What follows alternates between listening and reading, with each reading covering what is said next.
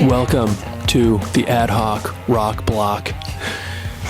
It's great to be here again to talk about rock and roll. We're coming at you from the Audio Mover studio in St. George, Utah, about an hour and a half outside of Vegas. So we're close to a big city, but not a big city. It's actually a great place to live. It is. And it's awesome being here. Weather's usually pretty good.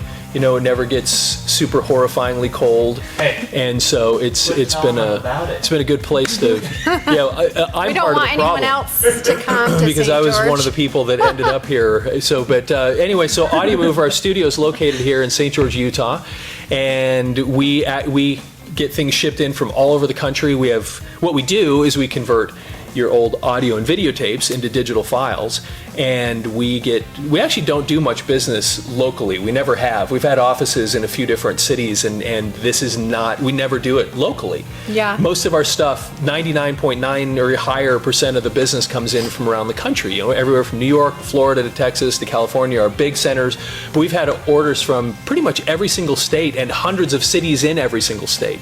And what you do is if you have old audio and videotapes, you get on our website, audiomover.com. You basically just fill out a little order. It's very, very simple. Ship the things in here. We get them turned around and get you some digital files so you have a permanent archive of your stuff.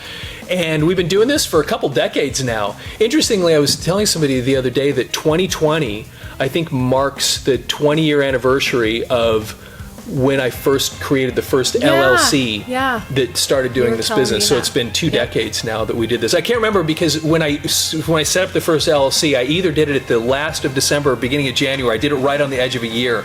And I think it was right at the end of 2000. So that's why I say this is the 20-year anniversary of this organization that I've been, isn't that crazy? Makes me feel so 20 old. years since 2000. But duh. Yeah. That's good. That's awesome.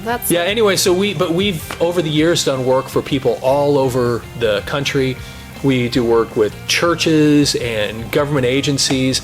I mean, we actually did a project years ago, and this still blows people away when I tell them, where we converted 115,000 cassette tapes for one client.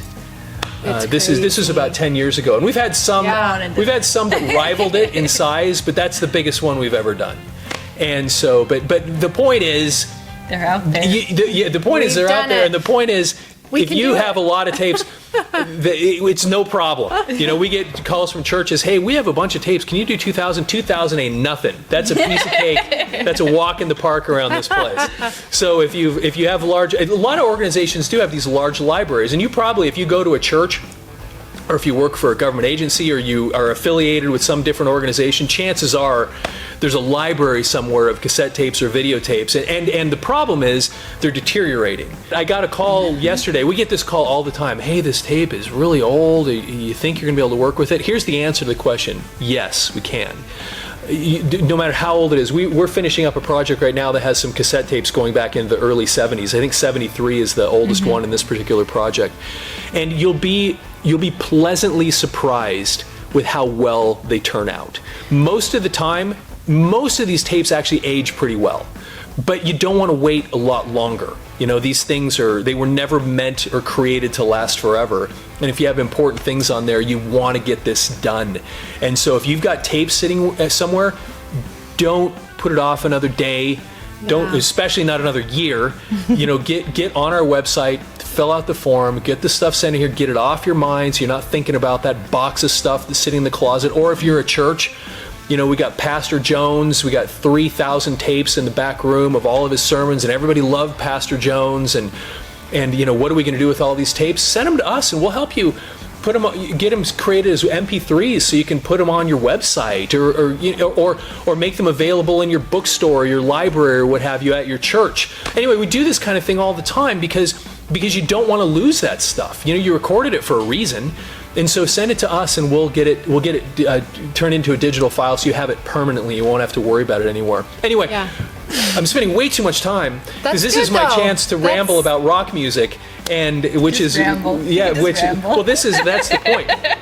Because the problem is, when we get in here every day, somebody turns on some music, and then I can't help myself. I start, especially if it's something like pre-1995. Yeah, it's always then I just start going off on stuff. You get past that, and I get lost. I'm an old man.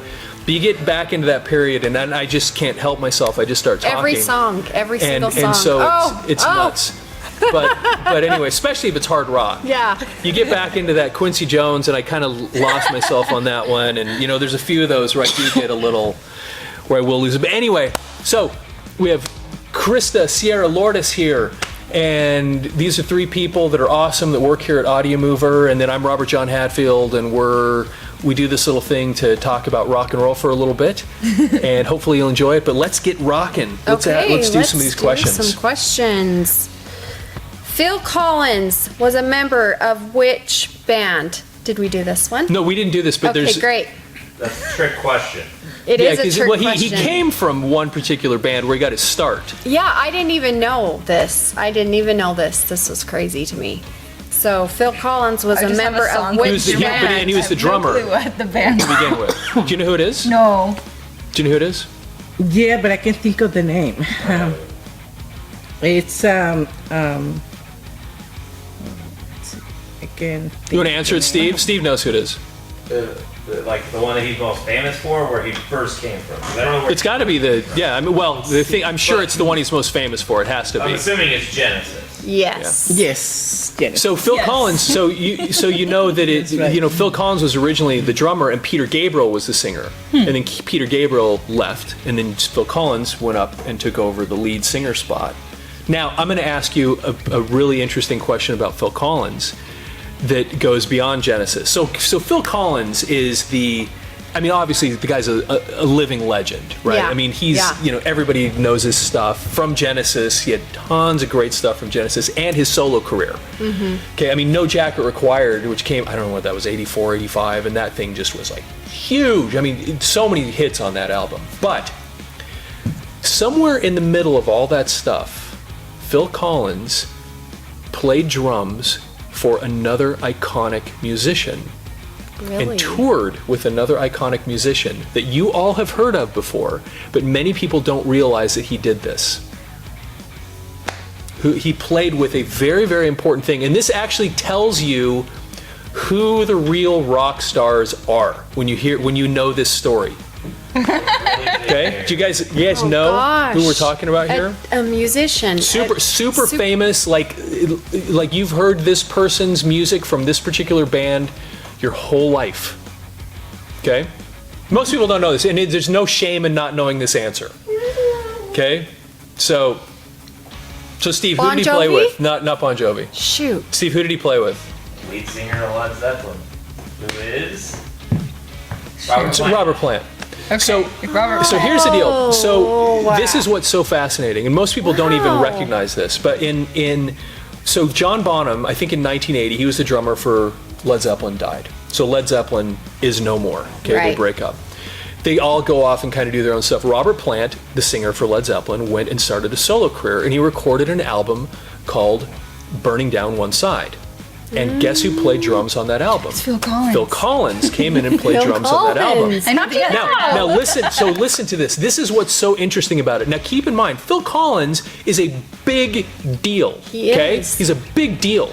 And he goes over and he plays on this album with Robert Plant. And basically, there's his name, drummer, but no real fanfare about it. Yeah. Then Robert Plant does another album called Principle of Moments. Guess who plays out drums on that album? Phil Collins. Now, it goes a step further, though.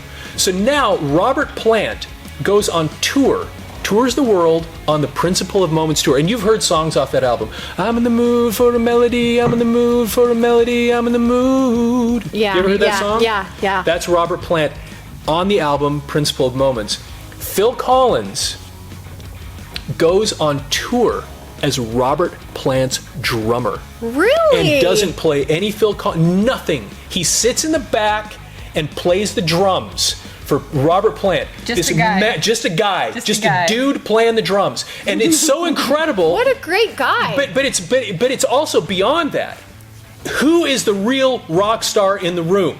It's Phil Robert Collins. Plant. Oh. And Phil Collins even knows it. This is my that makes point. sense. Like, The he's point is, nobody Phil compared to Collins this is a guy. huge rock star. He's Right. massive. Right. So he But just even takes that Phil aside. Collins knows that that Robert Plant is the real Wow. rock star. Well, because that's Phil, awesome. because Robert Plant says, "Hey, I know you've got this massive career and you're super successful, but you want to come play drums on my tour?" And Phil Collins is like, "Yes, sir." You know, He's a that's good guy. that's the kind of thing that's so amazing about it, because once again, Yes, sir. Phil Collins knows who the real god of rock is, and it's not him. It's Robert Plant. When Robert Plant calls, you just say, where? Yes, sir. Where? I'm there. Exactly. And it's incredible, though, when you think about it. That's Once really again, he's cool. a super huge guy. And I actually went and saw that tour. I saw him. I saw Robert Plant on that tour. I think it was in 1983. And there's Phil Collins playing drums. Wow. On the stage, you get the T-shirt and it says Phil Collins on the back with all the other Robbie Blunt and whatever the other guy's name are in the band. And Phil Collins is just another dude. Like, he's a session musician. Wow. Like he's not Phil Collins. Isn't that crazy? But no, that's what's so crazy. amazing about it, is that once again, he's the real Robert Well, that's Plant nice is the that guy. he can- Robert Plant's the And Phil The Collins, man. by the way, is a amazing drummer. He's an amazing drummer too. So it's not like he was doing it to just get star power on his Yeah. tour. He's great good. drummer. And Robert Plant doesn't need anybody. He could have anybody up there, and people are going to go see him because he's Robert Plant. Yeah. So He anyway, wanted good. yeah. So he was awesome. actually, he could do anybody he want, and Phil Collins is that good. That's awesome. Yeah. That's a good story. That's a really good story. Okay, here we go. Which band had a hit in the 60s with Light My Fire?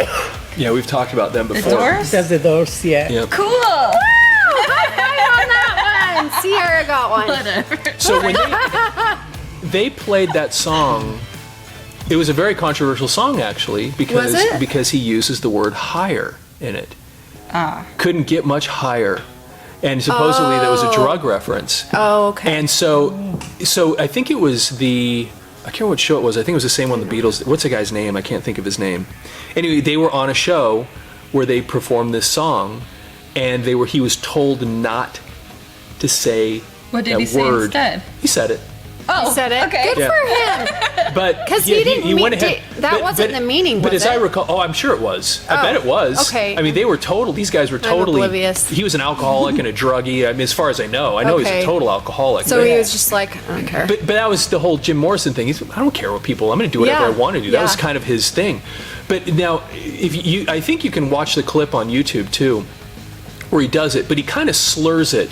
When they did the Doors movie, they acted like he just threw it in their face, which he didn't really do it quite the way Val Kilmer portrays it. It's been years since I looked at this, so I could be misrepresenting it a little bit. But I think if you went back and watch the Jim Morrison doing it, he still says the word, but he's not like in your face about it. He just kind Yeah. of ignores the fact they don't want him to do it, and he just does the But they words the made a way they're point written. in the Yeah, movie. Sometime but ago, that he was defiant. Yeah, Some time ago, I watched that movie, The Doors. yeah.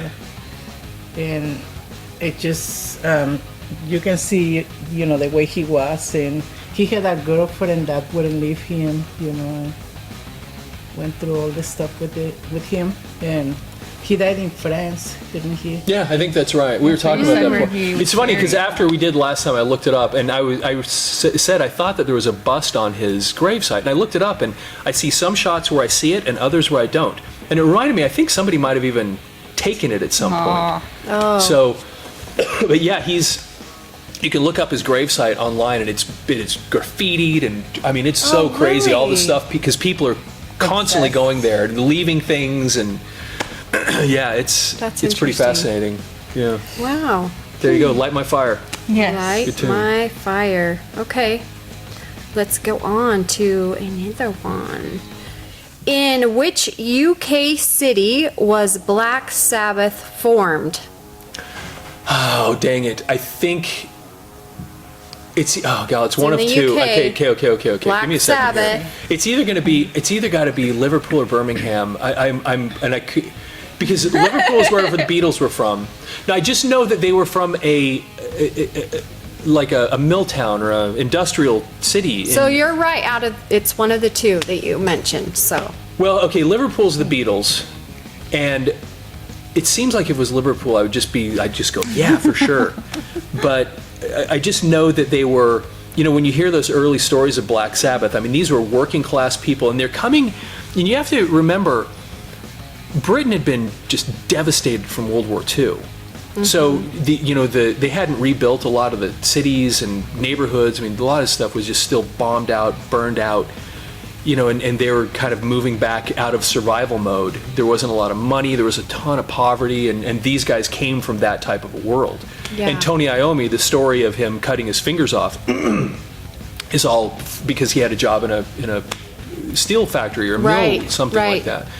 And so Ozzy, so I'm gonna, dang it, I'm probably just gonna stick with Liverpool, but because Liverpool was a kind of an industrial town. I don't know. I'll just say it, but I don't know. It's Birmingham. Oh, is it Birmingham? Okay. Yeah, and you had that. That was your first. I mean, that's what you said first. Yeah, I knew it was one of the two. Yeah. And I get the two mixed up because they're both, to me, they kind of blend together as these cities that had that type of a background.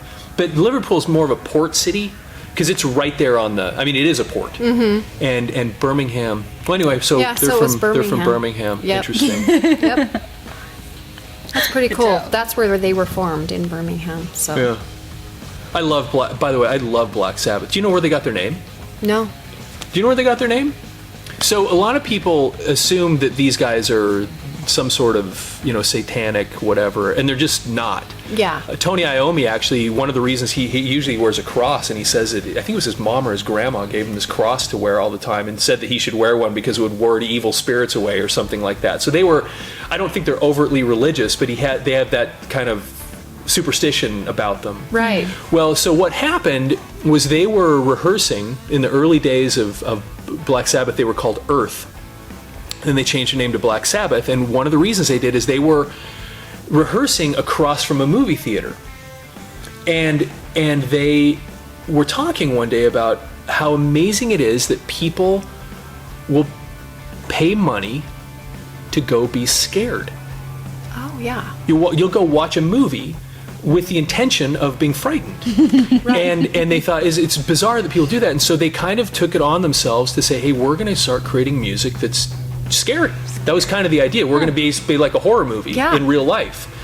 And so there was a movie, believe it or not, called Black Sabbath. And so they used that name, Black Sabbath, and turned that into the band name. But can you hand me that guitar right there? But I'll show you. What's that? I just looked it up.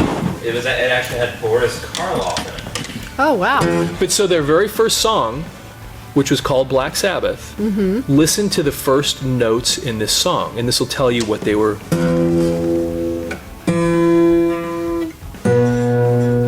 Yeah, that's like. It does. It sounds like a horror movie, right? Dun, dun. Yeah, and so that's the song Black Sabbath, the first song on their first album. Yeah, and that was their theme.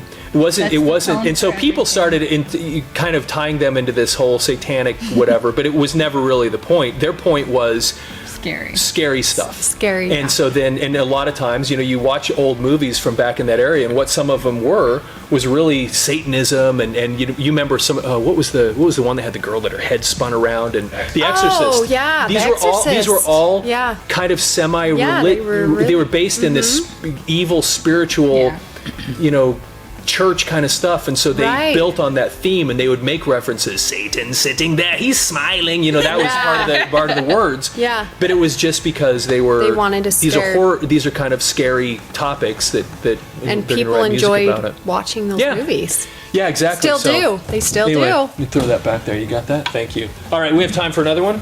Okay. Let's throw another one in here, and then we can get wrapping. Is it really? So there should be another one sitting here. Let's grab. Is there another one sitting here? They left a couple out. Hang on a second. I'll do one more question. Let me take this thing off. I'm not sure how long ago. This is an easy one, but. So your little straightening there, it's almost burned down the front area. I can smell something burning. Yeah, it's I don't know what it was burning, but something was smoking in there. I had to clear out the front room. But I unplugged it.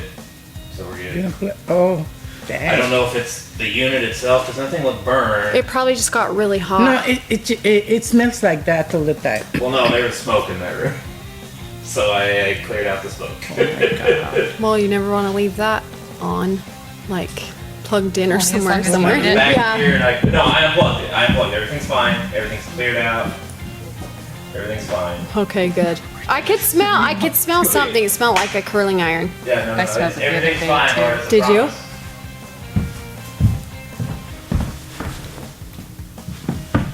We're ready to go. Sorry. Bring it up. Yeah, that's okay. It's good now, right? But no, that's why I was back there. Was That makes sense because I could smell like something like a curling iron or so something. that's why I walked away. And my bad. I should have. All right, let's rock. Okay. Let's do one more. I think we have time for another question. And we'll get wrapping. Let's Okay. switch your there you go. You know what? I don't want to end Thank it you. with this one. Probably. Let's go with the. Okay, I think we have time for. I think we have time for another question. Okay. So let's do another one. Okay, this is an easy one to me, so you probably will all get it. The biggest selling single of 1992, Whitney Houston's "I Will Always Love You," was taken from a soundtrack of which film starring Houston and Kevin Costner? That's funny that was the question, that they didn't ask the question who wrote the song, because I was expecting that to come out of your mouth and Yeah. not the name of the Do you movie. know who I know wrote the I know what the song? movie was. Bodyguard, Yeah, right? Yeah. It's The Bodyguard. I Yeah. loved The Bodyguard. I really did like. I never 'cause saw I loved it. I just Kevin- remember when it came out. I that love it I was didn't know Costner. about what it was about. I don't know. Do you know who wrote the song? Who wrote the song though? I have Because it no wasn't idea. her. It's not her song. It came out years earlier from somebody else. Dolly Parton. Dolly Parton. Yay! Dolly Parton. Yeah. Oh yeah. I remember now. Yeah. I think she even wrote it. I think think she was the songwriter Yeah. in that case So too. she but she probably was gave there. I permission think she for was that. definitely the original performer. Yeah. So it's a beautiful song. It is a. It's You a don't pretty sound song. serious. Yeah.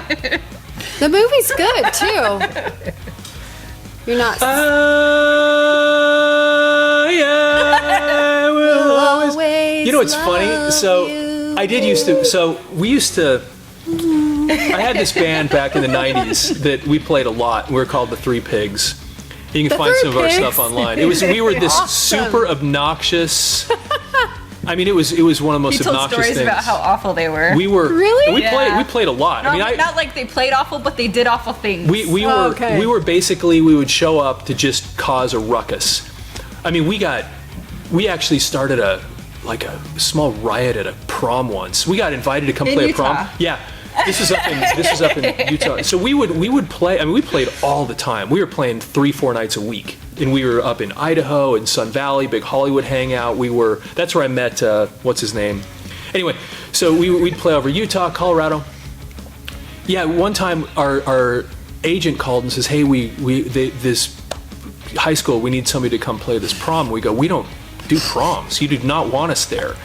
No, it's okay. And we go, "Do you realize we don't even play slow music? This is a party band." Yeah. "No, that's okay. You'll go there." So we go there. We go play this prom, and you get in these people. They're in prom. It's a Dresses. prom, right? Yeah, prom. And we get up there and we start doing what we do, which is just mayhem. And by the time, I mean, What did our everybody drummer do? and the principal got in a shouting match at one point because we were causing this and I was like backing off, like I was trying to get people to settle down. But the music that we played was we would just play, and we'd be frantic when we'd play it too. Like we were trying intentionally when we'd go places to get people crazy. So did they get crazy? Like, Yeah, I mean, so we they had people got crazy. jumping on- They jumping loved on it. stage and jumping They're off just and- going crazy. And so prom. at prom, it was so nuts. And the principal got really upset with us because we were causing a little riot here in this hotel. And our drummer gets up in the microphone, he starts shouting it. I mean, it was like you really wanted ugly. us to come. Yeah, and I'm kind of slinking off into the background, like I don't want to be part of this. And I'm the singer. It's a 3-piece band, so I can't really hide. But anyway, so one of the things that we used to do was with this song. I can't remember what it was, but because we'd play things like "Gone Daddy Gone" by the Violent Femmes. "Gone Daddy Gone, he love us gone." Just So this. much energy. Yeah, super. Just as and so what I would crazy. do is I would start singing something like that right after, and it would be this. So we'd make fun of these songs, that were But people knew it, so they connected opposite. to it and still enjoyed it. And it was so silly. Wow, Because we take these that's things funny. and we play it not the way it was supposed to be played. And That's how we like it. and you get all these crazy people that are in the mood to be. So what nuts. happened at the end of, like, did you get kicked out or We did that on what purpose. happened? I think we ended up having to end early, and we got paid. End early. Whatever it was amount. Yeah, but we left on not really good. But the kids liked it. Well, The kids, So- the kids had a ball. So no, hey. whenever we played, people had a blast. But So, the venues you know- were too. Well, no, real. I'll tell you something funny. We used to play this place in Provo, Utah. Believe it or not. Provo. Here Believe we it or go. not, we would go back there like every 2 or 3 months. We'd get asked back, and it was Wow. called A. Buford Giffords, ABGs. It's still there, I think. Probably. And we would go in there, and it wasn't like a huge place, but it was capacity. I think it was 165 people, and we'd fill it up every single time. They'd be turning people away because it was so out of control. People would Yeah. hear we were in town, and they'd show up. But at the end of the night, one night, the owner of the place goes, "You realize that every time you guys play here, I have to hire extra cleaning staff." but they did it. But they kept asking us back. Because people were coming. Because we would fill that place up. But when the reason they need cleaning staff is we would do things in the middle of the show. Like I'd bring in bags of ramen as part of our effects. I'd crush up ramen inside the bag, open it, and fling it. So ramen would start raining down over everybody. We'd bring in loaves of bread. We'd bring in loaves of bread and use it as frisbees, and so we'd be. Wow. And then we covered it. Anything gooey? And the floor was covered with just That's fun. wetness and nastiness.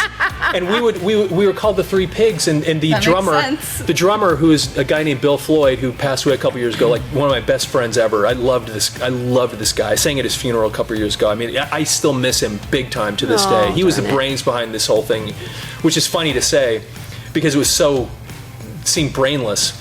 But the idea was the Three Pigs. It was so crazy, the stuff that would be flying around there. But we covered our stage with old laundry because we were the pigs, the three Right, pigs. right. So we would just cover it with just filth, cans, old laundry. So actually, when we'd bring in the drums and all the other equipment, we brought in these big.